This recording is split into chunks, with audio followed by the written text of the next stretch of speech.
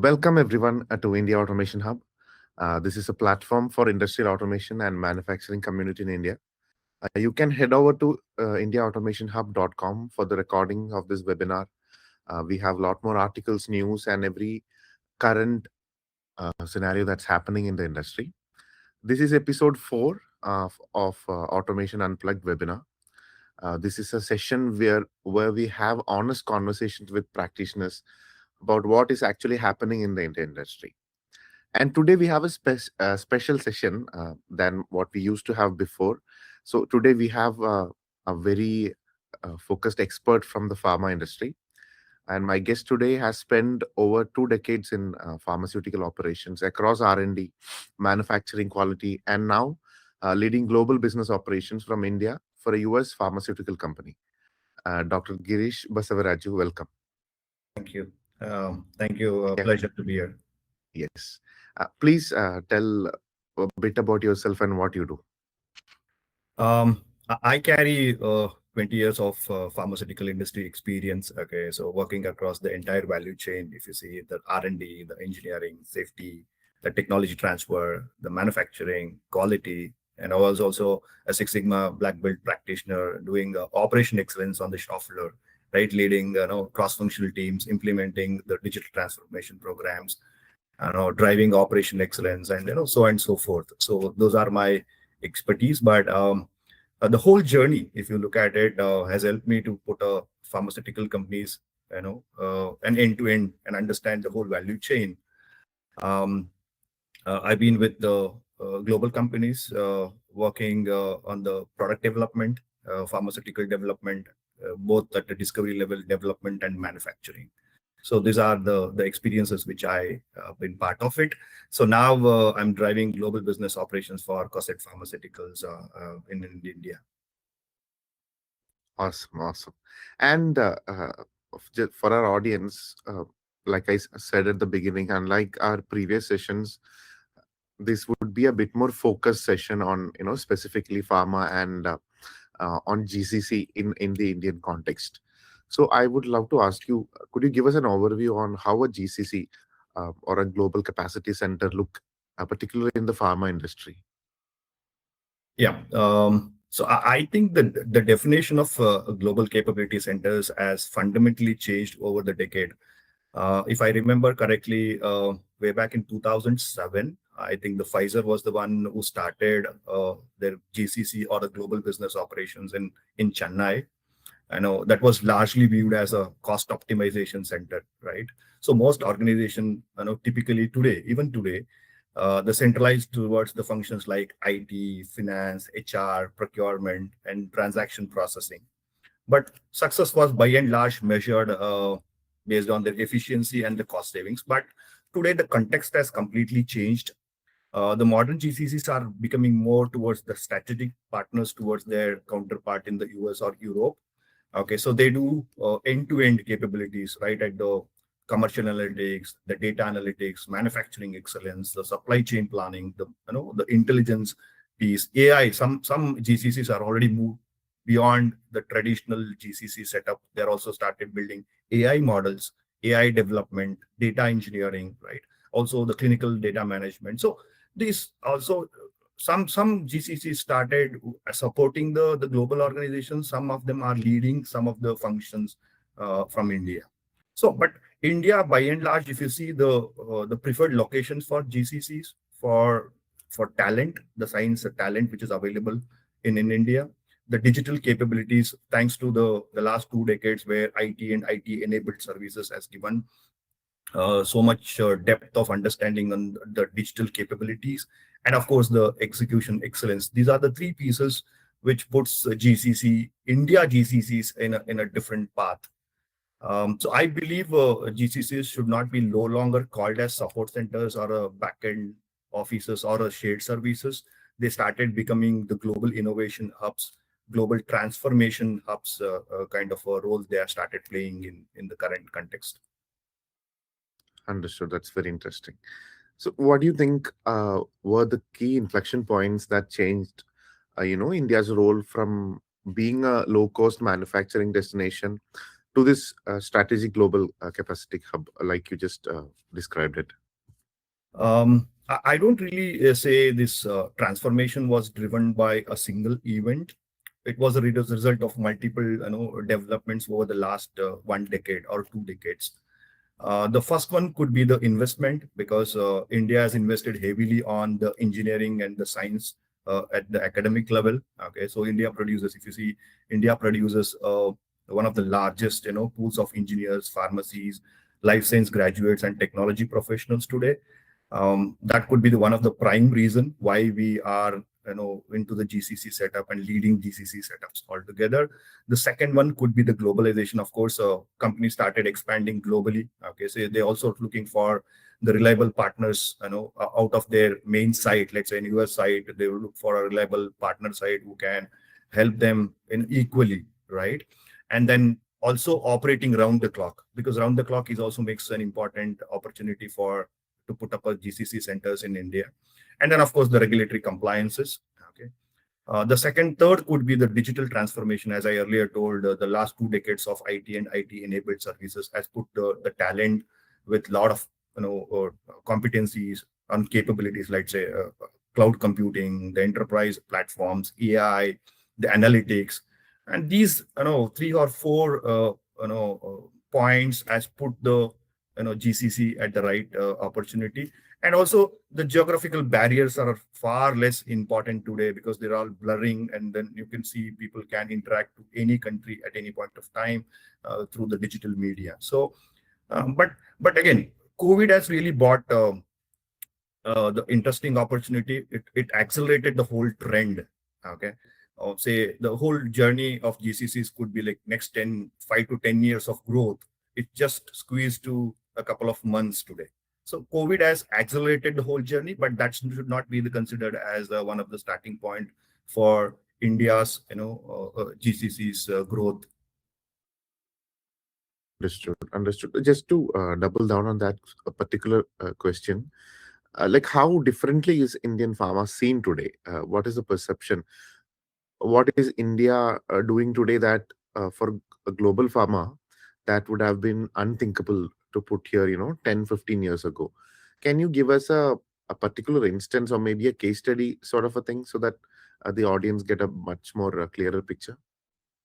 Um, so if you see, India's perception has changed dramatically. We all have to accept it. If you see the 10, 15 years back, India is by and large connected to a generic manufacturing hub and the support services. It was there. Okay. But today's multinational companies trust India teams with strategic responsibilities. Okay. And they also start looking at the, influencing the global business outcomes. So today, India contributes AI development, clinical data management, pharmacovigilance, manufacturing intelligence, commercial analytics, digital engineering. Okay, SAP is something, basically the ERP. Okay, Mhm. and the supply chain optimization. So these are something, if you see, these are all high impact, high talent driven activities, and also it requires a depth knowledge of these activities. Okay, so that requires a deep expertise and close the collaboration with the global leadership.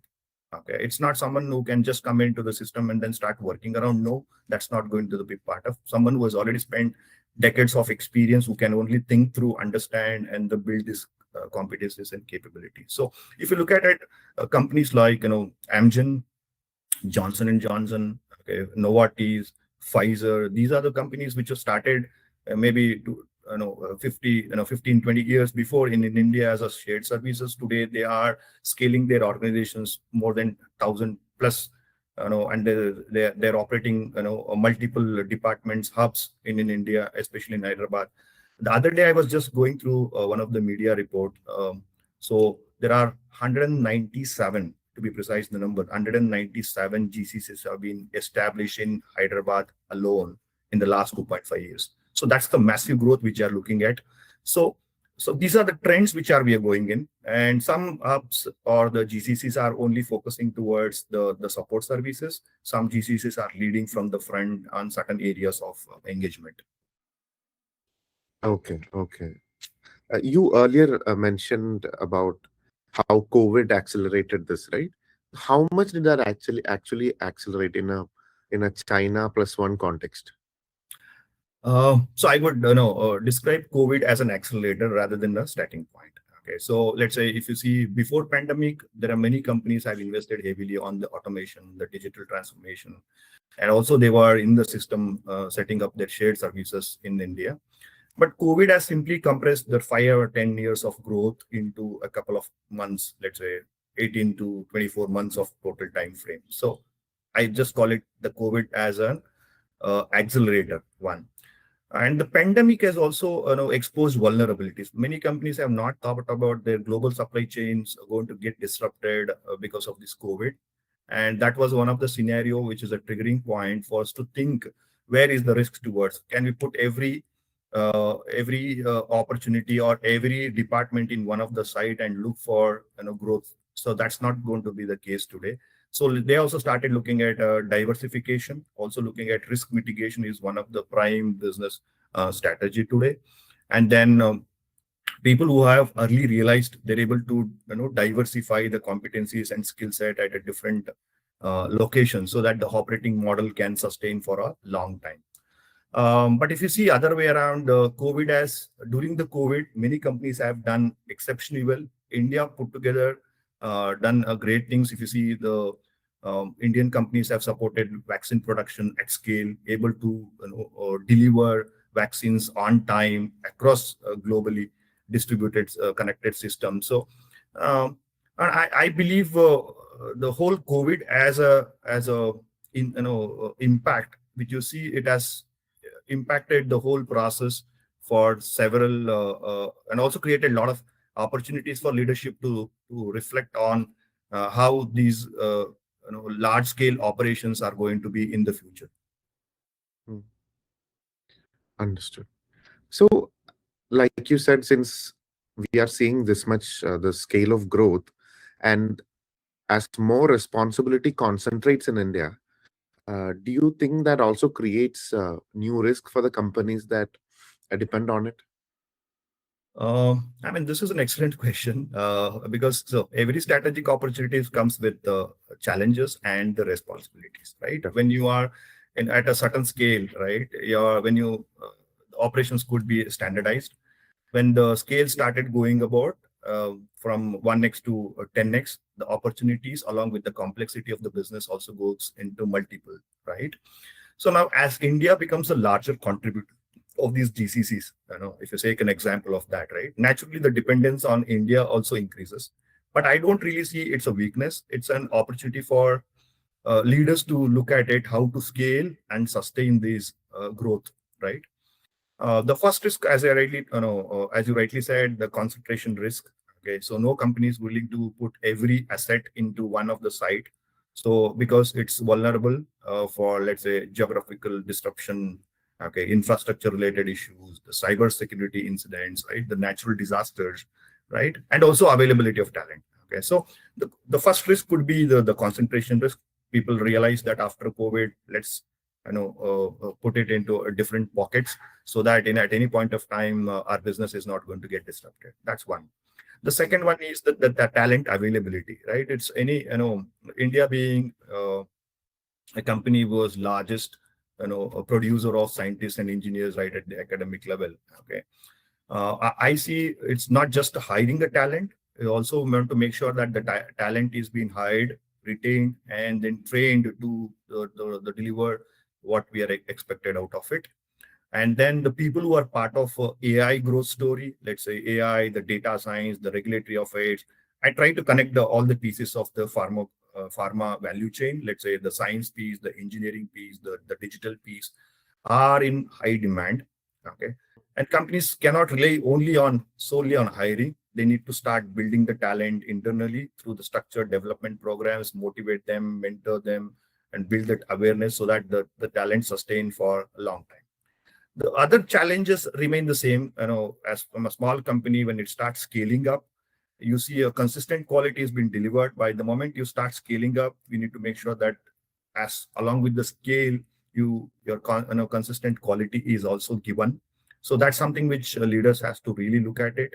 The fourth one could be the cybersecurity. The cybersecurity is a new problem which is there, which has to be addressed as a ecosystem responsibility because I believe the cybersecurity is all about the trust. Okay, so you have one side you started scaling up the organization, a lot of digital tools we have started implementing, and on the other side you also managing a lot of data with respect to um, patients' information, with respect to manufacturing recipes, with respect to institutional data. Everything is well connected, so there is always a risk associated with. So the cybersecurity could be another risk which we need to address it effectively. These are the 4 or 5 areas where the concentration of the leadership should focus on. Got it. And I would love to dive into each of those things um, deeply as we go on. I would like to start with asking you. So, what is the state of talent acquisition in India? Because I think that's a very important part, right? And what do you think are the kind of roadblocks that are present right now, especially considering the requirements as like you correctly put it earlier, being just it was just a backbone. Now it's a very concentrated GCC, and very sophisticated operations are happening. So, what do you think the state of talent acquisition is in India? So to answer this, I would like to put it in this way.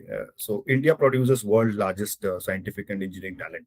It's a given. That's a tremendous advantage we all have. Mhm. The second challenge today is not about the quantity; it's all about the capability. Okay, the Mhm. industry is also increasingly require professionals who can combine scientific understanding along with the digital skills. Okay, and also with the business understanding, regulatory awareness, the leadership qualities. Okay, so these multidisciplinary profiles are becoming high demand. Okay, someone who can really integrate the whole pharma value chain. Another side, the challenge is these technology, the tools are also becoming obsolete in a shorter period, right? Basically, it's shortening the shelf life of these skills. Okay, so the continuous learning is the only opportunity. Okay, so every industry has to think through the how are we going to upskill our talent so that you'll be able to sustain in the business. And also for an individual, continuous learning is become a business necessity rather than a personal choice. It's not so that I do not want to learn. No, that's not the case today.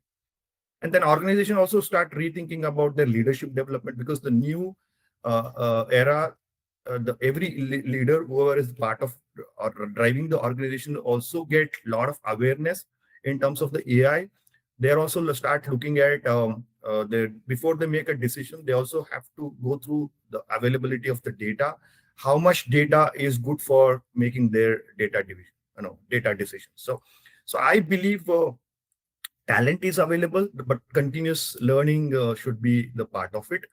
And in my understanding is essentially the degrees can, people out of their academics, the degrees can maybe help them to get hired for a company, but continuous learning determines how they going to sustain and grow in any organization. Understood. I would like to ask you a few things about in the context of technology, because when it comes to pharma, I think it's one of the leading industries which is subject to automation. So I believe pharma manufacturing in India is already fairly automated. So where is the actual frontier now? What is the next thing technology needs to solve? uh, I'm of the opinion. So, if you see, as a India as a a GCC ecosystem, the frontiers could be the innovation side, because we are already known to be as a manufacturing hub. Okay, so today the focus should be more towards the innovation side, because manufacturing excellence historically it was built on cost competitiveness, operational discipline, right? Now those keeping those strengths remain important. The future leadership should depend more on the ability to innovate, right? That means invest in original research, the digital technologies, AI, advanced in machinery, advanced manufacturing machinery, and also the talent development. Okay, so if I recall, many traditional way of training the talent today, it has become digitalized. So you started wearing those 3D glasses, virtual glasses, and start looking at, you start training the talent in more towards the real digital way of training them. Okay, virtual way of training them. Okay, so what I personally see is the more focus should now towards the innovation piece rather than the manufacturing piece. And also organizations who are siloed, each department working in siloed is not going to sustain for a long time. So wherever there are opportunities where the scientists, engineers, the digital experts, the commercial teams, and business leaders come together to solve an industry problem or an organization's problem. That could be the future frontier where a common problem is solved by collective brains across all the departments, so that that could be able to be the long term growth. Mhm. Understood. Uh, has the global regulatory perception of India changed over the past decade? In what ways do you think it is still evolving? Uh, I believe the global perception on Indian pharmaceutical manufacturing has evolved significantly over the last decades. From the regulatory perspective, see, the whole pharma industry, the trust is right. The trust is something to be earned every day. It cannot be taken as granted, or it's not the one-time job. Today we have a branded company delivering successful medicines to the market, and it's not going to be the end, right? It has to be continuous journey. Okay, so these regulatory agencies also continue to raise their expectations. You name it, like US FDA, EMA, MHRA, right? So these are also started raising their expectations in terms of the data integrity, the quality culture, the risk management, the life cycle, compliance of the processes. Thus, the focus has shifted from simply passing, inspections from a site to a sustaining the quality culture throughout the organization. So the whole ecosystem has gone to a certain level and above. So I believe the technology is also changing the regulatory compliances. But if you see today, uh, regulatory agencies are also not looking at the manufacturing as an unit alone. They're also looking at your R&D, the way the product is being developed, the way the product is being analyzed, the way product is being scaled, the way the product is being issued, quality, the compliances, the raw documentation, the integrity of the systems and processes. Okay, the whole thing is being looked at as a complete understanding. So I see the perception has changed significantly out of this digital world. But again, it's in the verge of getting into completely transition from a basic way of looking at to a large manufacturing ecosystem. But again, but I have another point to cite here. The pace at which these manufacturing systems are growing, the innovation which is growing, the agencies are taking some time, or the other way around is agencies are learning along the path or along the journey. Okay, okay. I wanted to ask you one slightly maybe controversial or slight problem that the industry might be facing, um, because counterfeiting remains a major challenge for the pharmaceutical industry. Uh, are the latest technology in barcode and serialization initiatives, not technology per se, but these kind of initiatives making any meaningful difference? See, counterfeit medicines remain one of the most significant global health challenges even today. Okay, so because they affect two things. One is on the business, the second one is on the patient safety, right? And also the trust factor of a company, right? So any ecosystem, the counterfeit medicines are going to be a challenge. But as you rightly said, the serialization and the barcoding has been a major step forward. Okay, so today, if you see any saleable pack of, okay, has got a unique digital identity for this. The companies can trace the products right from the manufacturing all the way to warehouses, all to the distribution centers, all the way to hospitals, to the patients and the people who are consuming it. So you have a track of all these in at a real time. Okay, so to verify authenticity, the support, efficient recalls if required, and improve visibility from the manufacturing all the way to the patients. So I will put it as the digital passport of a medicine, right from a factory all the way to the patients. But serialization is not going to complete the whole solution, because the counterfeiter, the people who are also been continuously evolving with these technologies, Fixing them requires an integrated ecosystem. Let's say it could be like track and trace systems, the supply chain visibility and the real time. Tamper evident packaging is also very, very important. Okay, so digital authentication is also important, and also the awareness of the patients, so that before they buy or before they consume it, scan the QR code, scan those barcodes, and try to see the authenticity of each medicines which they are trying to consume. So it's a everybody's responsibility. Okay, but ultimately, the protecting patients is a shared responsibility of every individual in this ecosystem. But the technology provides the tools, but success depends by and large the collaboration with this entire ecosystem is what I believe. Okay, that's very interesting, and that's a very important thing that the industry must tackle actually. So, talking about technology in the technology context, a very important thing I have to ask you is that we hear a lot about AI transforming, you know, uh, drug discovery. What do you think it's creating real value today? In a real practical sense. Um, if you see, AI is quite a buzzword from last couple Exactly. of years. Okay, and again, but again, it has moved already much beyond the futuristic concept AI. Okay, so in some of the cases, personally, I have experienced that it started building some meaningful value to the organization. Okay, or I can say a measurable outcome it has already started giving.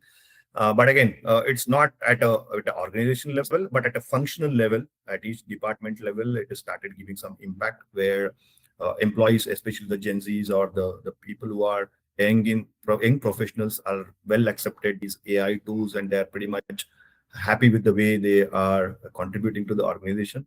I would like to cite a couple of examples. Let's say a drug discovery as a one of the function, right? So it's an exciting area. Okay, traditionally, the scientists are going to generate hundreds of compounds. Okay, it's more or less like a funnel kind of an approach.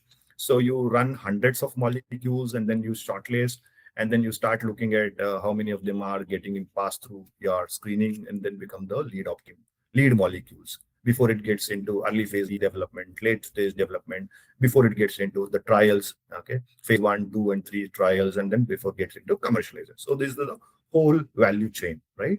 So, but AI can help researchers or the scientists to analyze enormous, biological data sets, okay, and then identify promising targets, predict molecular interactions, and prioritize those compounds. Instead of you develop or synthesize large set of library compounds, you can synthesize very few, so that your effort, your investment is reduced to a certain extent. That's one.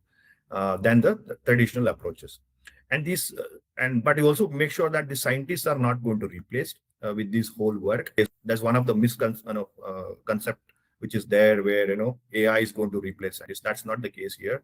AI is going to help these same scientists to build their thought process. It's going to reduce their work by half. Let's say, I'm just putting a number, half.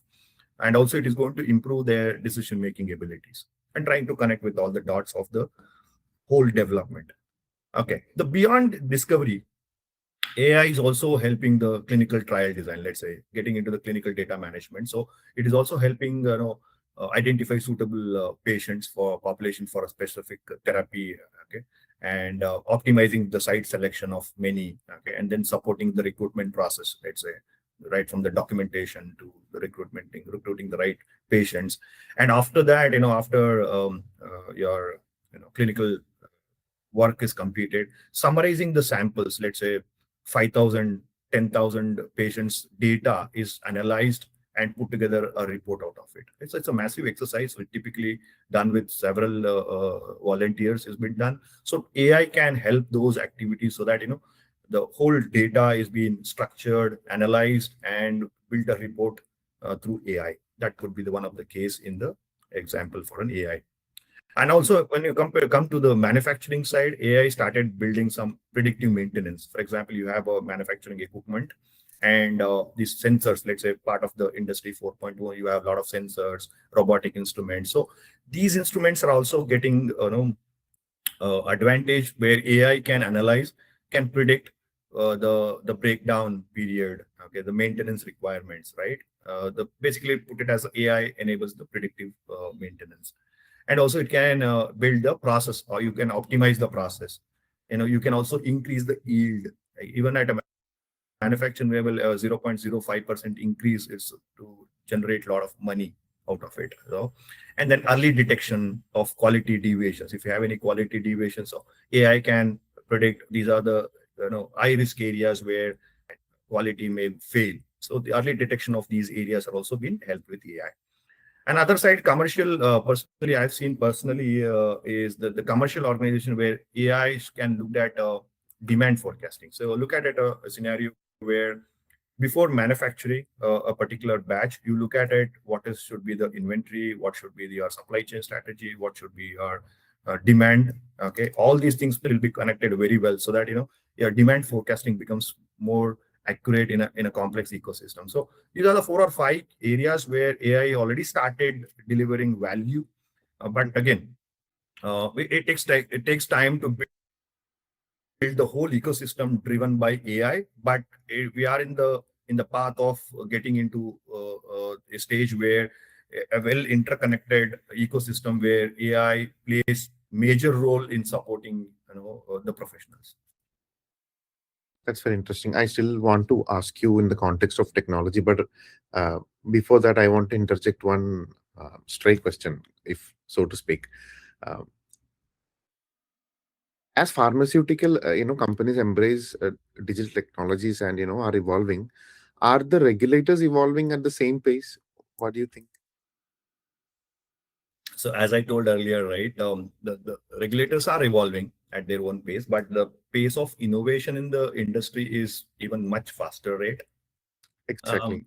Um, um, there could be a couple of reasons, because regulatory agencies primarily evaluated products and the manufacturing process. That's their job, right? Today, they also need to understand what is AI, what is cloud platforms, what is digital health, connected devices. Okay, so they are also undergoing a lot of upskilling in their in their ecosystem, just to match the requirement of current manufacturing process, or the drug development processes. Okay, for example, electronic review of electronic batch records, review of electronic manufacturing batch records, right? And then remote inspections. Okay, so, and it's not just like you started using some AI tool you are very familiar with. The same understanding should be there with the regulatory, so that you can convince them, say, this is what the real data which is coming out, this is what our understanding, right? So there should be equally build an awareness together. The encouraging news is that the regulators started becoming more digitally mature when compared to earlier. The other day I was reading a news article. I think it was published in the month of April this year, where US FDA has successfully put a pilot plan of evaluating or auditing a site remotely through their AI platform. So typically this whole exercise of auditing a site is like a 1 week time, where a couple of auditors come and then they review the entire documentation, the systems, the processes, the governance, the IT structure, and the product, everything. It's a 1 week of intense exercise. So now they started doing as a preliminary exercise where AI platform, where people upload all the documentation, it started looking at the whole documentation in one go, and start building some interesting opportunities for questions.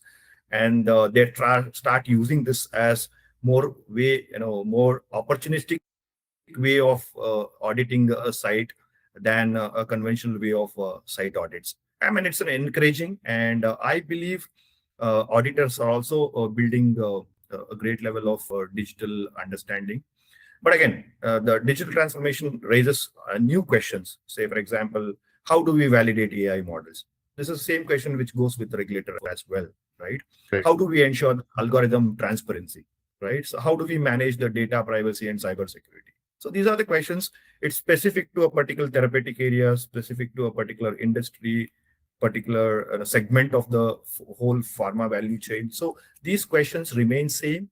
But again, companies are started putting a lot of effort along with the regulators to bridge the gap in such a way that it is smooth for everybody, so that the time period for drug development is going to be squeezed is what my understanding over a period of time.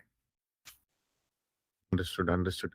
We spoke about security earlier, and we spoke about, when we were talking about roadblocks that the industry is facing, and also we spoke about security in the context of AI.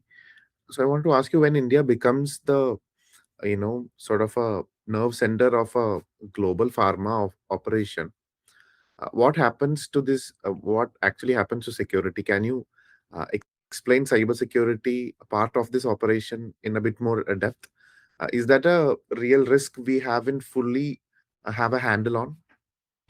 Uh, I mean, this is an interesting question again. So, absolutely, cybersecurity is not just an IT concern. As I told, cybersecurity is all about trust, right? How are we building trust in an organization for the outsiders, right? So it's not. It's ideally it should be a business continuity plan, the because it is involving the patient safety and also the enterprise risk, right? Today, companies are started, looking at cybersecurity as one of the risk opportunity which we need to address it at the beginning. Okay, if you see, these pharmaceutical companies have intellectual property, Mhm. the clinical trial data, the manufacturing recipes, because the institutional data they built enormous amount of energy, enormous amount of talent, investment to build those manufacturing recipes. And also they have regulatory submissions, the patient information, the patents information, right? And also they have the global supply chain, including the sourcing of materials. Okay, so at the same time, if you see the manufacturing plants, the laboratories, the distribution systems, everything runs on digital media, right? So raising an invoice to purchase orders to delivery of the compounds or delivery of the products is also been managed digitally, right? The whole connectivity of institutional data and the operational data is vulnerable, right? It creates tremendous opportunities for an organization to grow from a certain scale to a next scale, but it also opens to risk. Okay, so just assume that a cyber incident can interrupt the whole manufacturing, which can Correct. disrupt, make or break of any organization. So Mhm. it also can, let's say, put a delay product availability, compromise on some of the sensitive information from an organization. So it becomes so critical for any organization. Again, it's a growing concern, and also there are many tools and techniques that are able to address it, but it's not a one-time affair. It's a continuously, companies has to innovate, companies has to invest in those so that they can stay sustained in the organization. So as I told, ultimately the cybersecurity is all about the trust, because patients trust us to deliver safe medicines, and partners trust us to to protect the critical information. The safeguarding trust is the only core responsibility of any leadership or any organization or any people who have been part of this healthcare ecosystem. Understood. Um, so, in let's say 3 years from now or 5 years from now, how would you describe India's place in global pharma? To in the perspective of a CEO who today still sees India mainly as a manufacturing base. How would you think that would be different?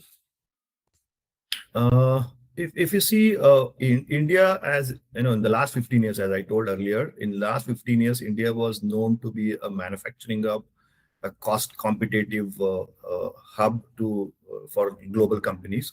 But again, we continue to be with the destination, be the experts or the leading the pharmaceutical manufacturing destinations. But something we should also be proud of, we started investing heavily on the innovation piece, the AI piece, the connected ecosystem piece, right? Manufacturing base overlooks the transformation over a bit of time, okay? Because India contributes across research, the process development, the formulation science, the pharmacovigilance, the regulatory affairs, the analytics, the artificial intelligence, something which is coming very aggressively. Okay, the global supply chain we were doing.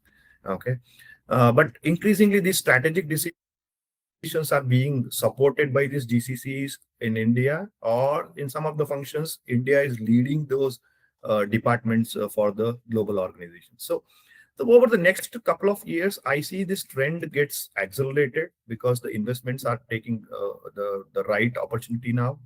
And these global companies will continue investing in India.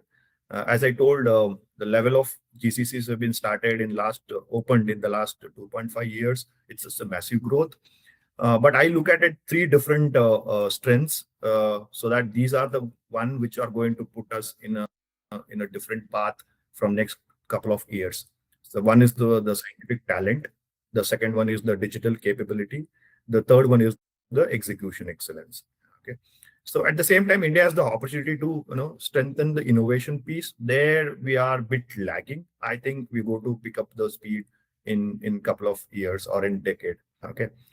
And coming back to your second question, if CEO of the global companies still look at India as a manufacturing destination, I think they are missing out the one of the world's fastest growing ecosystems in innovation, analytics, the digital transformation, and the enterprise leadership. Probably the next decade won't belong to the countries who are stick to the manufacturing the most. I think it belongs to the people who are part of the science, the talent, the technology, and that's the 4 or 5 verticals being integrated very well, who could be the leaders of the ecosystem. Understood. So, so is every company setting up a GCC in India, or is this still mainly by large multinational companies? Uh, I think a trend started from the multinational companies for to set up a shared services. Today we call it as global business operation or a global capability centers for main two reasons. One of them the cost, another one from the talent available in India. But there is a misconception that only the large multinationals should have a GCC. But I look at it in a different understanding. The GCC is simply one of the operating model. Okay. Hmm. So if you see in the last 18 months, I have interacted with several CXOs. Their understanding is most of them are looking for large companies to adopt this model, test their AI capabilities, test their digital capabilities, and once they are pretty much successful, once they are matured enough, so we're going to follow them. So that's one set of leaders who are looking at that. Another set of leaders who are pretty much experimental in nature, so they use GCC as an opportunity to experiment their understanding out of their main core operations, say setting up a small center where people can ask these questions, say, can we reduce the batch release timelines? So can we improve manufacturing yield? Can we predict equipment failures before they happen? Right? Can we optimize the whole inventory process, or can we improve the demand forecasting? So these are the questions which are there today. Even for tomorrow, it will be sustained because the level of complexity, and also we have started scaling the organization from one level to another level. Right? These questions persist in any ecosystem at a different magnitude of complexities. Okay, so Sure. there's one perception that biggest misconception is the having a GCC center should be managed by large organizations. So that's not the case. Even small organization can answer these questions so that their growth can be increased by certain numbers. Okay, but only thing is the business objective should be very clear before getting into any of the AI or tools or technologies or recruiting a talent. Make sure that what problem statement you are trying to solve. Okay, and then ultimately the you start with one end, probably you will be able to mature over a bit of time. Okay, so that those are the things which I see having a GCC is going to enable any organization. But again, the companies that build a culture of continuous improvement, as I told earlier, invest in their own people, make more data driven decisions, can compete very successfully in the long run, regardless of whether they operate it as a GCC or not. But these questions remain same, to set up a GCC, and what is the main objective of having a GCC, and what are those short-term and long-term questions to be solved from any organization. Understood. And this question is more for the audience who are watching, who are from the from the pharma industry. What does a company actually need to have in place before a GCC makes sense for them? So we need to be carve out what is your short term requirement, what is your long term requirement. It is not something you start today and then tomorrow after some time you say that we do not have leveraged the business outcome from this GCC. So you need to have a very short term plan and then the long term plan. The short term could be establishing a GCC out of their site, let's say out of the geographical site, let's say in the US or Europe, is setting up a setup in a GCC in India.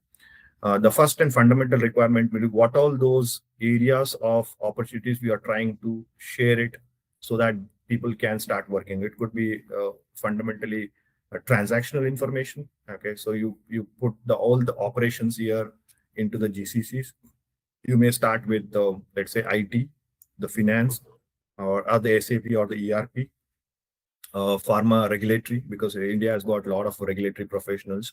Pharmacovigilance is another area. Okay, so there are a lot of pharmacovigilance experts who are available in India, and then and then IT support. So these are four or five, and the finance again. Of course, the finance is another area where a lot of transactional information is going to be processed day on day and out.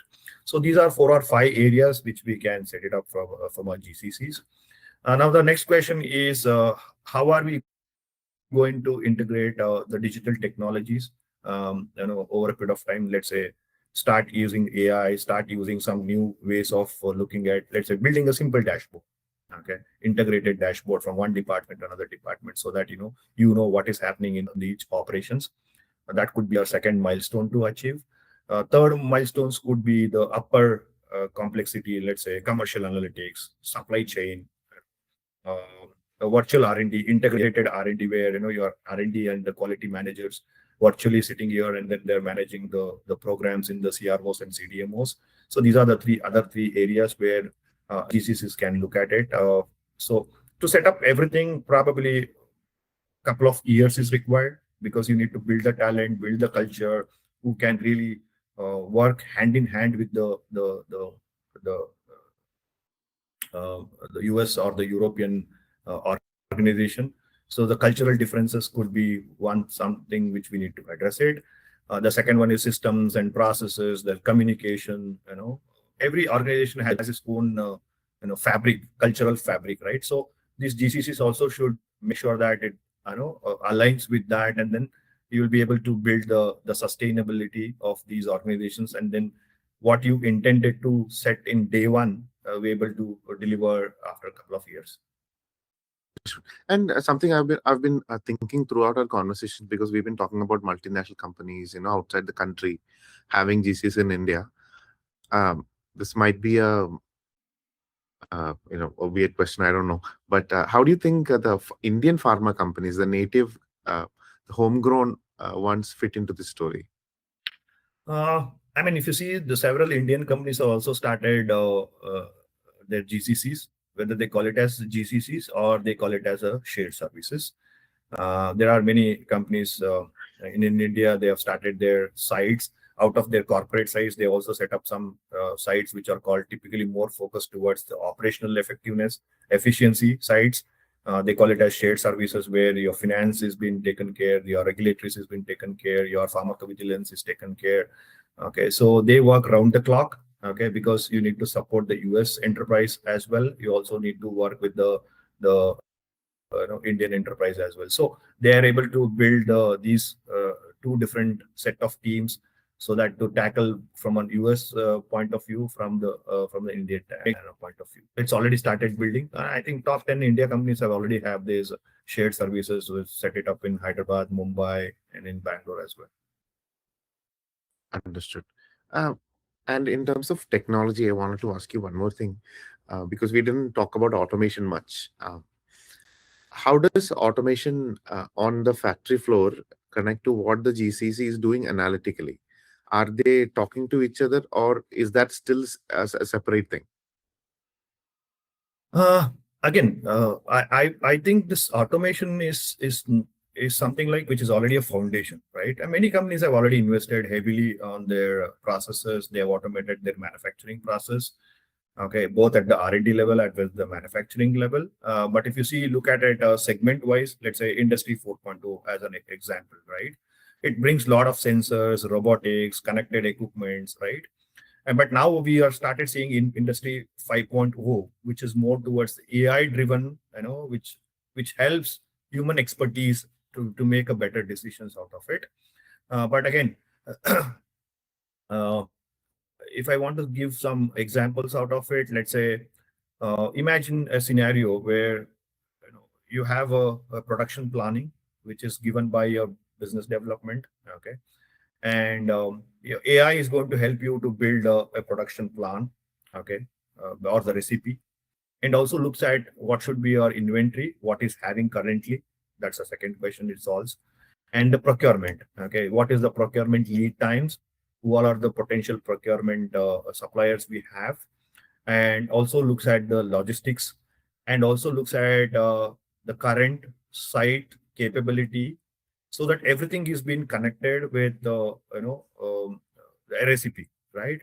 So these are the things which AI can solve. Otherwise, an individual has to sit, or a team of has to sit, do a brainstorming, and then build the recipe out of for it. That's one.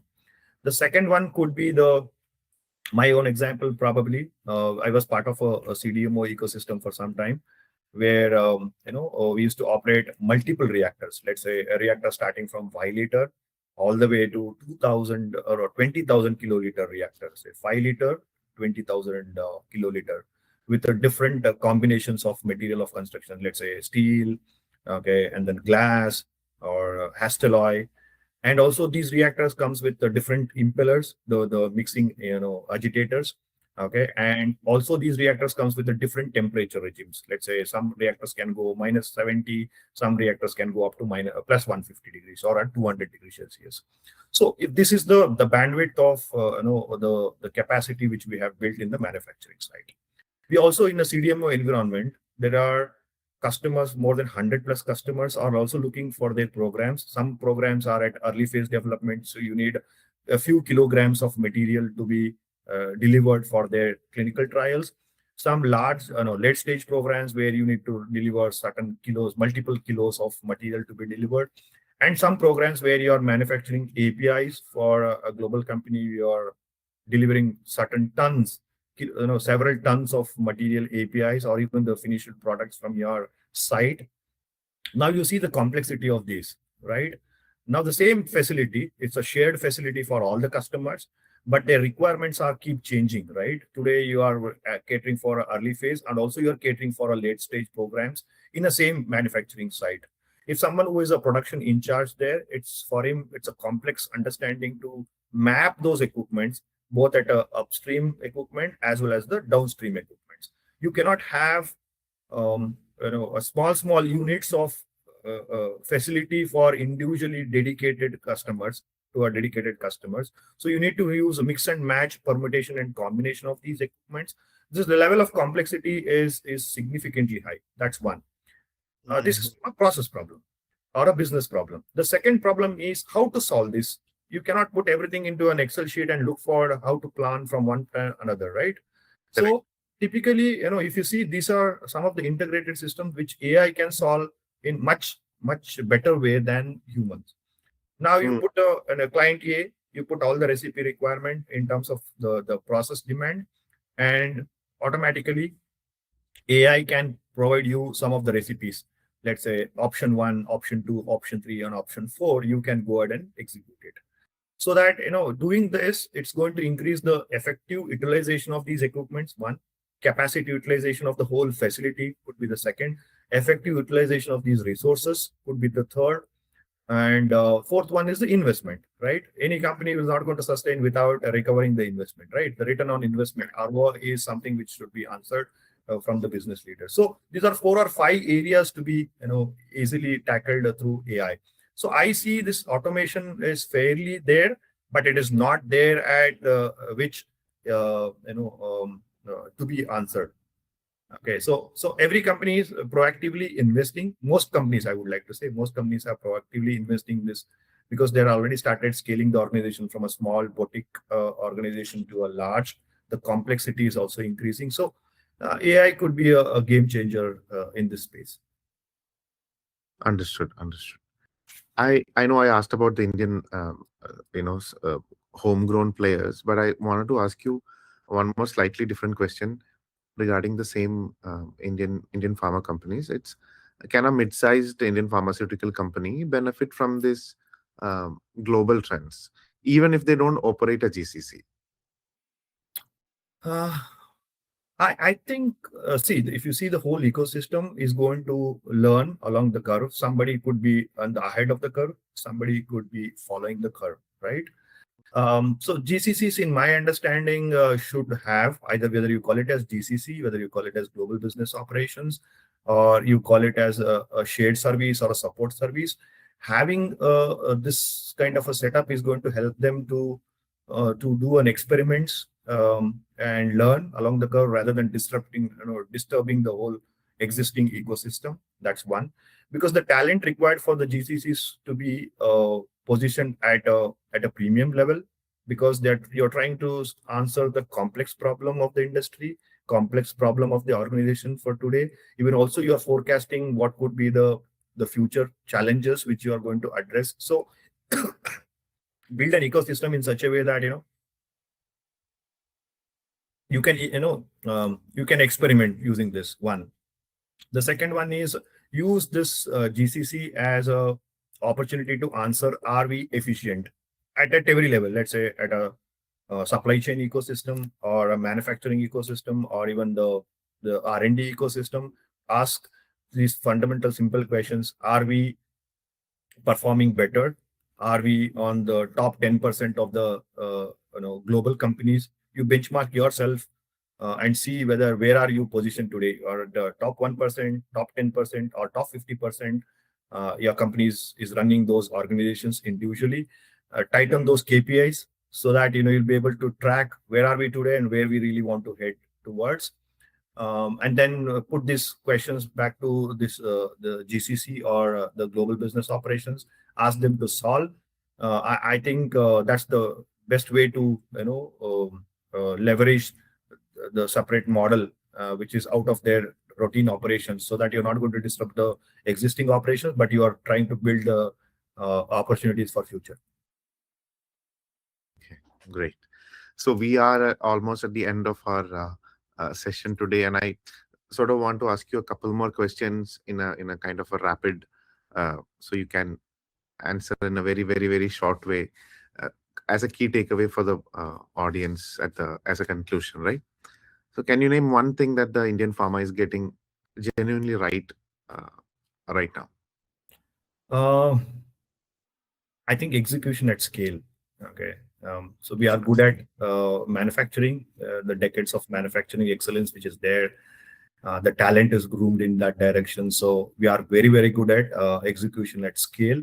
Okay. And delivering the right quality, quality medicines to the global market with speed, quality, and yeah. So by and large, execution at scale is what my response.